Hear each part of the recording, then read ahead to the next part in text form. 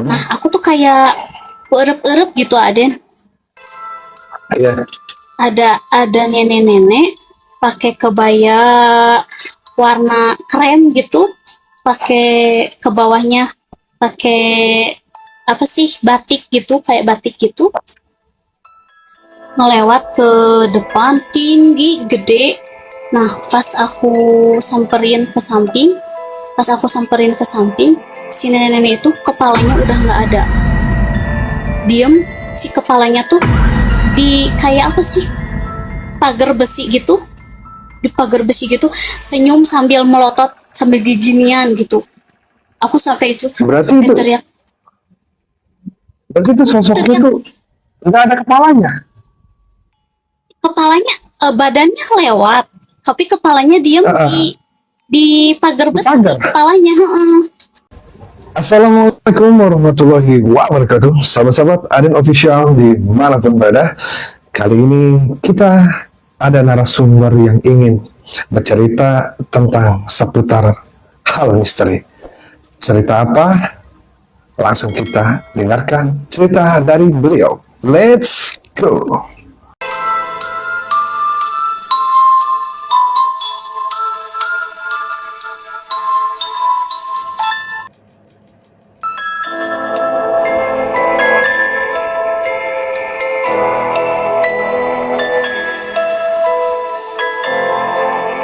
Assalamualaikum warahmatullahi wabarakatuh. Tenor. Waalaikumsalam warahmatullahi wabarakatuh. Silakan perkenalkan diri dulu untuk yang subscriber atau follower dari Aden Official. Monggo Tenor. Bismillahirrahmanirrahim. Perkenalkan, nama saya Nur Gunawan dari Bandung Barat. Saya akan cerita pengalaman tentang misteri. Langsung cerita. Dengar-dengar Tenor ini punya pengalaman hal misteri ini. Nah, mungkin Tenor bisa bercerita di podcast Aden Official biar dari subscriber ataupun follower bisa mendengarkan cerita dari Tenor ini. Monggo Tenor, silakan. Ya, jadi aku awalnya, asalnya kan aku tinggal sama mertua. Terus aku punya rencana pindah kontrakan. Nah, pas pertama pindah kontrak ke sini, aku sebelum pindah tuh tanya dulu tanggal berapa, bulan berapa bagusnya kan. Nah, kata saudara tanggal 6 bulan 2. Nah, jadi tuh aku pindah ke sini tanggal 6 bulan 2. Nah, udah pindah seminggu, ada kejadian aneh. Pertama, kejadiannya anak aku sakit. Sakit sampai udah dirawat di rumah sakit 1 minggu tuh nggak sembuh-sembuh. Terus ada yang bilang katanya dibawanya jangan ke rumah sakit terus, ke orang pinter. Nah, udah gitu kan aku nggak terlalu percaya sama hal kayak gitu. Ada di sebelah aku tetangga sama punya anak kecil, anaknya tiap hari tuh nangis terus. Cuman kalau yang tetangga aku anaknya masih kecil banget gitu. Jadi kayak peka ngelihat yang kayak gitu. Terus nangis tiap malam selama 1 bulan tuh, maunya kalau malam nggak mau di rumah, maunya di luar terus. Nah, udah gitu aku juga penasaran kan, anak aku tuh sampai lemas, nggak mau makan, nggak mau minum, tiap malam tidurnya selalu bangun nangis. Nah, terus aku pernah mimpi gini, hmm, dedek mah nggak mau dibawa berobat, dedek mah maunya dibeliin samping. Apa tuh bahasa Indonesianya samping tuh? Itu kalau samping itu apa itu teh?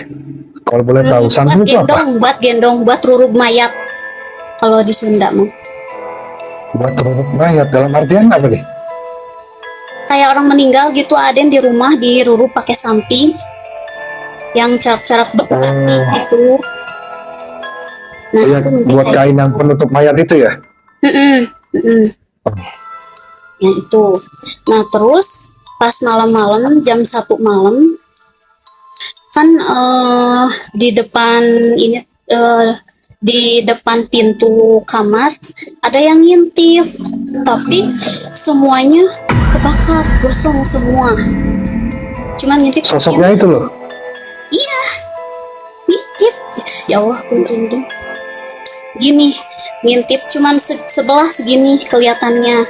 Nah, kirain aku tuh mungkin itu mah halusinasi atau apa karena penyakit takut.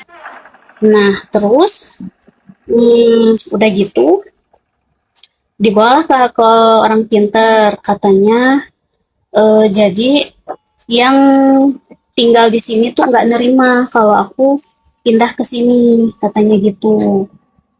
Terus harus gimana, kan aku kan udah bayar kontrakan juga 1 tahun, gimana kalau pindah kan tanggung, uangnya nggak bisa dikembaliin. Ada katanya satu cara, tapi kayak syukuran gitu, Abi, syukuran. Nah Ya, udah aku selamatan syukuran. gitu ya. Selamatan udah, tapi angkaku tetap masih sakit, Abi, masih sakit. Malah si badannya tuh warnanya, kulitnya sampai kuning, lemes banget. Nah udah gitu, udah 2 minggu sakit, terus aku mimpi lagi. Nah di mimpi itu ada sosok nenek-nenek yang diam di kamar mandi, tapi di atas. Diamnya teh, kan kamar mandi aku tuh jadi kayak ada tembok gitu di atasnya, Abi. Itu Iya. udah sampai ke plafon. Nah diam di situ, aduh ya Allah merinding. Nenek-nenek diam di situ, bilang gini, mau sesajen satu, apa sih bahasa Indonesianya itu, kalau bahasa Sunda mah kan nyiru. Satu tampan ya, satu tampan gitu ya. Satu tampan, minta sesajen kayak gitu, mau ada kelapa, mau ada rokok gudang garam merah. Terus kalau emang mau diam di sini, kamu harus ngomong, tapi malam-malam ngomongnya teh sekitar jam 2-an atau jam setengah 3, ngomong gini katanya. Kalau aku bahasa Sunda ya susah ngomong. Tidak apa-apa teh. Jadi bahasa Sunda nggak apa-apa. Tidak apa-apa. Lamun maneh yang cicing di dia ngomong, assalamualaikum ngomong, jadi ente mau nolak soalnya ya omongan ulah ngomongna ti berang kudu ti peuting da urang mah ayana ti peuting. Nah baru narima, katanya teh gitu, dari impian teh. Nah terus aku cerita ke suami gini gini gini. Oh iya, katanya. Nah udah gitu, udah aku mah aman dari situ teh. Nah tetangga aku yang satu lagi Aden yang punya anak kecil tadi aku cerita, yang yang nangis-nangis terus. Nah itu mah tiap malam nangis terus, gak mau di rumah. Selama 2 minggu tuh nangis terus. Nah kebetulan ada yang ke warung, yang megang kontrakan, kan yang punya kontrakannya mah nggak di sini, jadi yang megang kontrakan. Aku cerita gini, itu nangis terus gimana ya, mau mau berobat kemana, ke orang pintar mana gitu, aku nanya. Nggak ngomong, asalnya nggak ngomong, yang punya kontrakan tuh ada sesuatu nggak ngomong. Nah pas besoknya lagi tetangga aku yang kontrak sebelah aku ngomong gini, si anaknya tuh lagi digendong, kan nangis-nangis kan, lagi digendong gini, jam setengah 2 malam ada anak kecil pakai pempes jalan, katanya. Itu sekitar jam berapa itu? Malamnya. Setengah 2 malam. Jam setengah 2 malam ada sosok anak kecil. Iya, hanya menggunakan pempes aja. Pempes jalan gitu. Nah cerita ke aku gitu, aku semalam lihat ini, padahal aku gendong anak aku. Itu siapa yang jalan? Ini anak aku lagi digendong, katanya gitu. Nah terus dari mimpi itu aku cerita lagi ke yang megang kontrakan. Nah dari situ kata yang punya kontrakan bilang gini, tapi jangan bilang-bilang ya, ini kejadiannya udah lama, dari tahun 2014, katanya gitu. Lah emang kenapa, kata gitu. Jadi kan posisi aku tuh di atas Aden, di bawahnya tuh ada kontrakan. Nah yang ngontrak di bawah itu pernah ada pasangan suami istri, katanya membunuh anaknya sendiri. Ya Allah, aku merinding. Itu kejadian itu tahun berapa tuh Teh? Kalau Tenor dapat infonya Tahun 2014 katanya. 2014. Hmm. Tahun 2014 pernah ada kejadian bayi dibunuh sama ayahnya. Kayak gitu. Nah, dari situ udah cerita kan, terus cerita juga aku ke tetangga aku yang sebelah. Lantas aja ngelihat anak kecil gini gini gini. Nah, terus katanya mimpi lagi tuh tetangga aku. Kenapa harus nampakin gitu kan, takut mau apa gitu, ada yang mau disampaikan apa gitu. Terus ngaji, terus ngebacain kayak rukiah diri gitu, ada diputar Iya, di handphone, terus dihafalin tiap malam. Mimpi lagi si anak itu minta susu katanya. Jadi anak yang nangis itu minum susu tapi nggak nawarin katanya gitu. Nah, terus ada satu lagi yang ini kan di atas udah penuh, ngontrak di bawah. Punya anak satu. Anaknya tuh baru 4 tahun lah. Itu tiap malam main di luar sendiri. Kan ada ini, yang di bawah aku kan ada yang ngisi, yang megang kontrakan. Katanya boleh. jam 12 malam ngedengar suara anak kecil lagi main. Lagi main mobil katanya gitu, lagi ngobrol. Dilihat dari jendela, anak itu main sendiri. Terus ditanya sama yang megang kontrakan, Dek lagi ngapain jam segini, ini udah mau pagi. Katanya lagi main sama siapa ini, sama temennya gitu. Sampai itu tuh berapa hari kayak gitu. Terus aku nanya ke orang tuanya, Teh kenapa sih si Dedek keluar malam-malam dibiarin, padahal kan itu masih kecil, kata aku gitu. Kata mamanya gini, si pintu tuh udah dikunci, tapi anak aku bisa buka sendiri kuncinya. Itu tuh tiap malam keluar, aku udah capek ngehalangin anak aku keluar gitu. Makanya cuman 1 bulan kontrak di sini pindah. Terus kontrakan yang di bawah tuh ada, tiap ada yang kontrak cuman 1 bulan pindah, 1 bulan pindah, sampai sekarang nggak ada yang nempati. Kosong, weh. Jadi kontrakan itu sampai sekarang itu masih kosong itu. Kosong. Nah, itu Tenor, kalau boleh tahu itu anak Tenor sakitnya berapa lama itu? 2 minggu. 2 minggu. Iya, dirawat di rumah sakit 1 minggu. Di rumah, terus dibawa ke orang pinter. Gitu. Sampai lemes banget, dan si kulitnya pun juga kuning, weh. Si kulitnya teh kayak nggak ada darahnya. Masya Allah. Berarti benar-benar kayak apa ya? Kurus gitu. Kurus banget. Nah, ada lagi cerita. Jadi sebelum aku pindah ke sini, ada pernah mimpi dulu. Aku dari mimpinya tuh, aku tuh posisinya di atas gunung, turun naik lagi ke gunung gitu. Jadi kayak yang ngasih tahu bahwa posisinya itu aku di sini di atas, sebelum pindah ke sini juga di atas posisinya gitu. Nah, terus ada yang aku tuh di dalam mimpi ngemandiin anak aku di kamar mandi di sini di kontrakan. Ada yang bilang gini, masih sama nenek-nenek, kalau ngemandiin anak kecil di sini jangan sampai dipukul walaupun rewel kayak gitu. Nah, pas sebelum sakit aku pernah nyubit anak aku di kamar mandi sampai nangis. Nah, dari situ kejadiannya anak aku sakit. Salah aku sendiri.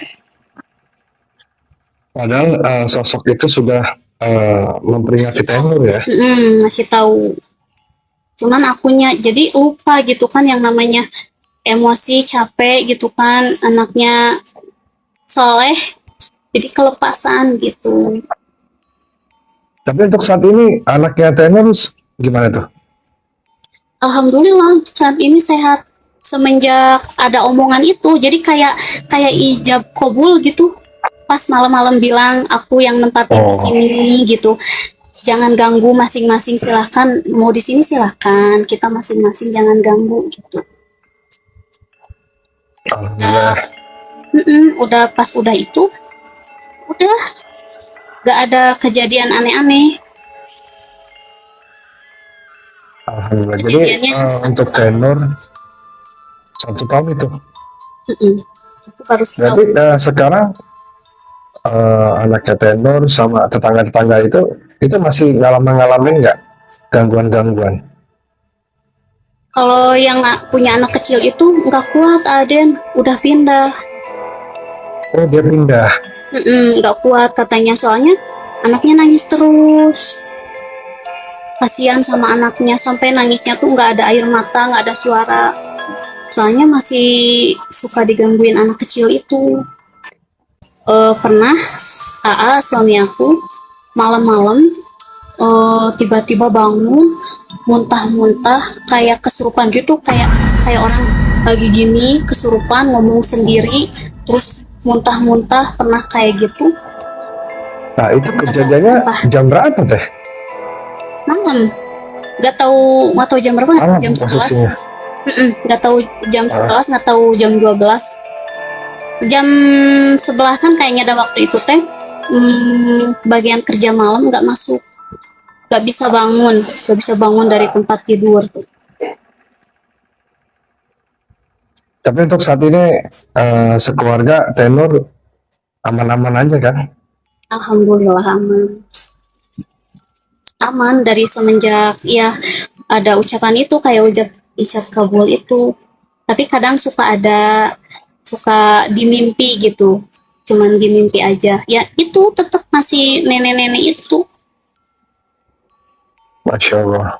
Berarti sosok nenek-nenek itu mungkin niatnya baik tenor ya, memberitahu ya kan, memperingati bahwa kalau tadi itu bilang beliau kalau mandi di sini di kamar mandi ini tidak boleh memukul anak kecil ya kan? Kecil. Jadi aku tuh kan bawa anak aku orang ke orang pinter. Nah, kata orang pinter, di depan rumah aku, di depan warung aku tuh ada sosok dari atas Iya. turun ke bawah, dari atas turun ke bawah katanya ngejagain aku di depan. Nah terus ini mah bukan nenek-nenek yang di kamar mandi ya, nggak tahu yang Iya. lewat, nggak tahu apa. Jadi waktu itu anak aku kan udah sembuh, tapi solehnya luar biasa, Aden nggak mau diem di rumah sampai maghrib, mainnya tuh sampai maghrib. Nah aku tuh kayak erep-erep gitu, Aden. Iya. Ada nenek-nenek pakai kebaya warna krem gitu, pakai ke bawahnya pakai apa sih, batik gitu, kayak batik gitu, ngelewat ke depan tinggi gede.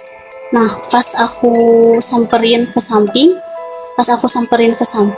si nenek-nenek itu kepalanya udah nggak ada, diem. Si kepalanya tuh di kayak apa sih, pagar besi gitu, di pagar besi gitu, senyum sambil melotot sambil giginian gitu. Aku sampai itu Berarti sampai itu teriak. berarti itu sosoknya Teriak tuh nggak ada kepalanya. kepalanya, badannya lewat tapi kepalanya diem Ah, di pagar di besi, pagar. kepalanya sambil Itu senyum kejadian jam sambil berapa? melotot. Aku erep-erep itu, udah Oh, rep-rep. subuhan, erep-erep. Aku teriak-teriak, tapi kata si AA, ibu tuh nggak teriak-teriak, cuman gini doang, cuman gitu doang, dibangun-bangun sama AA. Aku nggak bangun, terus nanya, ibu kenapa? Aku cerita gini gini gini gini. Oh mungkin itu mah yang lewat, katanya gitu. Pokoknya aku selama setahun di sini tuh pengalamannya aneh-aneh, Aden. Aku tuh kayak yang mm, peka yang kayak gitu.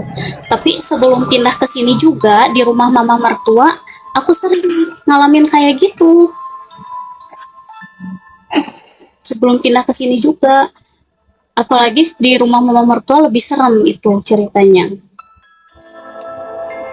Aku pernah di rumah mama mertua, kayak nyata banget aku mau dicekek, tangannya tuh gede-gede kayak pisang, hitam.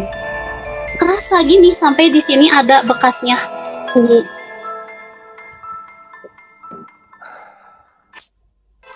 Itu posisinya lagi di mama mertua, tapi nggak jauh dari sini ada. Rumah mertua itu. Ya, mama mertua, nggak jauh. Di sini ada bekasnya, biru ada tiga jari di sini. Si jarinya tuh gede-gede kayak pisang apa gitu, tapi hitam warnanya. Nah, Tapi segini, tangan doang, nggak nampilin. Gini, terasa banget gininya tuh panas. Awalnya dingin, terus panas, nempel di sini. nah, saat seperti itu, Tenor melihat sosoknya nggak seperti apa itu? Enggak, sosoknya cuma tangan aja dua, segini-segini. Hmm,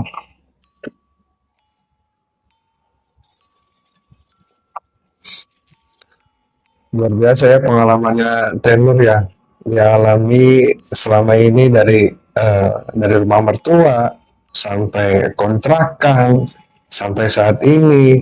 Ternyata Tenor ini mengalami kejadian-kejadian, hal-hal yang di luar nalar ini. Sering banget aku ada. Untuk saat ini, Kalau untuk saat ini enggak, kalau kemarin-kemarin sering banget. oke, Tenor, saya makasih Tenor sudah mau sumbangsi cerita untuk menjadi narasumber di podcast Aden Official.